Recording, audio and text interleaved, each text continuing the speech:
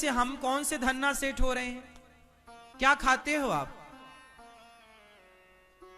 सोना चांदी खाते हो कि दाल रोटी खाते हो? हम लोग खाते क्या हैं? दाल चावल सब्जी रोटी काजू बादाम, यही ना खाएगा आदमी। अब कोई धन्ना सेठ है तो सोना तो चबाने नहीं लग जाएगा, क्यों जी? खाएगा क्या? उतना ही जितना रिक्शे वाला खा, रिक्शे वाले से भी कम खाते हो आप लोग, हाँ या ना? रिक्शा वाला तो 8 रोटी खा लेता है, मस्त अचार के संग खाता और बड़ा मस्त सोता है। तुम तो नींद की गोली खाते हो तो भी उल्लू की तरह ताकते हो।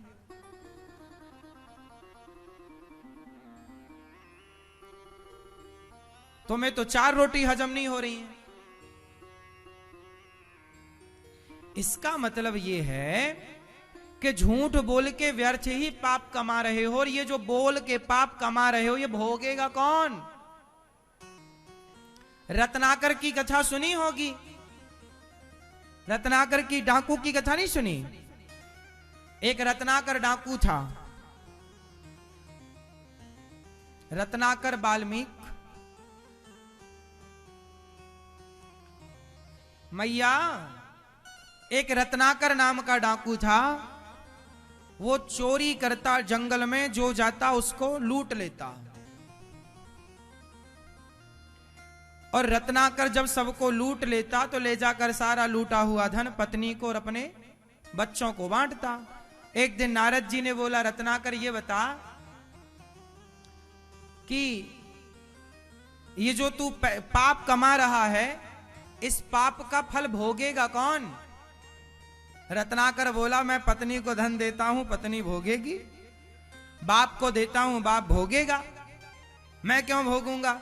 नहीं बेटा, तूने पाप कमाया है तो तेरा धन तो सारे लोग बांट लेंगे, तेरा पुण्य तेरा धन तो बट जाएगा, पर तेरा पाप ना बटेगा, पाप तो ही भोगेगा। तुझे विश्वास नहीं है तो जाकर पूछ। रत्नाकर गया, पत्नी से बोला कि क्यों, क्या तुम हमारा पाप, जो हम लोगों को मारते हैं लूटते हैं, तो पाप जो लगता है वो तुम भोगोगी? पत्नी बोली, स्वामी जी पाप थोड़ी कोई भोग सकता है किसी का। पिता से पूछा, पिताजी आप भोगोगे? बोले ना बेटा, तेरा पाप तू भोग, हमें तो धन से मतलब है, लाते देते रहना। बच्चों ने कहा, पिताजी हमें क्या मतलब पाप से, हमें तो पैसा लाओ बस। अब रत्नाकर को वैराग्य हो गया। ये रत्नाकर अलग है, महर्षि वाल्मीकि जी अलग हैं। ये महर्षि वाल्मीकि जी की कथा नहीं है, ये रत्नाकर अलग एक डाकू थे, और महर्षि वाल्मीकि जी एक भक्त हैं, एक संत हैं जो माता सीता जी के आश्रम में। तो महर्षि वाल्मीकि जी वो एक दिव्य संत हैं, साक्षात भगवान का स्वरूप है। और जो हम आपको रत्नाकर की कथा सुना रहे हैं, ये रत्नाकर अलग है। समझ में आ रही है आपको बात?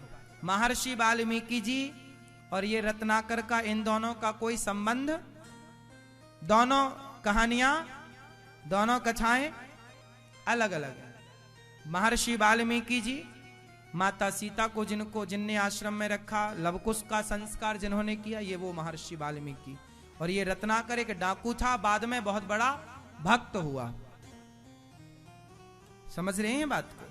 कुछ लोग ये दोनों कथाओं को एक कर देते हैं क्योंकि उन्हें पता नहीं होता। तो ये दोनों कथाएं अलग अलग हैं, दोनों पात्र भी अलग अलग हैं। तो रत्नाकर डाकू जो थे, वो नारद जी के कहने से उन्होंने वो डाकागिरी छोड़ दी और सोचा कि जो मैंने पाप किया वो मैं ही भोगूंगा, सारी दुनिया तुम्हारा धन तो बांट लेगी, तुम्हारा पाप कौन बांटेगा? तुम्हारी जो संपत्ति है ना,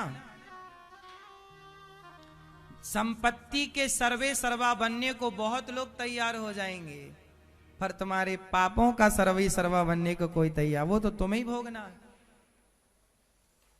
है ना।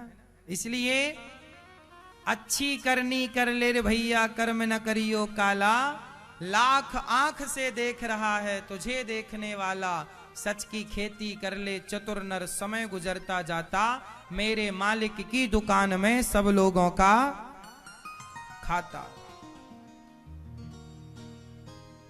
सब लोगों का खाता। इसलिए गलत काम ना करना मेरी माँ, झूठ बोलना पाप है, नदी किनारे सांप है, सबको पता है फिर भी बोलते हो। और ये बोल बोल के जो कमा रहे हो पाप, ये भोगना पड़ेगा। इसलिए अब आपकी मर्जी है। इसलिए भाई सामान्य जीवन जीना है, हमें ज्यादा धन्ना सेठ नहीं बनना, पर ईमानदारी से कमाएंगे।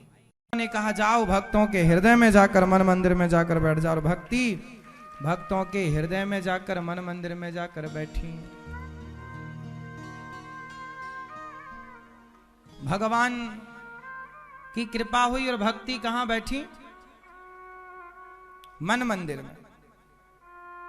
लो भागवत जी सुनने से भक्ति महारानी का सारा दुख दूर हो गया। भागवत सुनते ही जब भक्ति का दुख दूर हुआ तो ये विश्वास है कि हमारा और आपका भी दुख दूर हो ही जाएगा।